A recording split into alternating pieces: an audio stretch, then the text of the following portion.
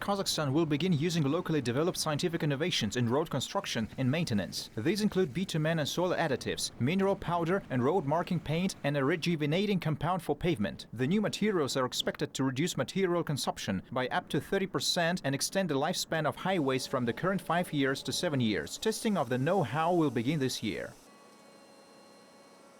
Мы как минимум 2 года в разных погодах должны опробировать. We have to test them for at least 2 years in different weather conditions before full-scale adoption. Some materials developed in Kazakhstan are already in use. We also started studying solid fossil waste materials available at the CARMET and ERG bases last year and plan to test them in specific locations this year.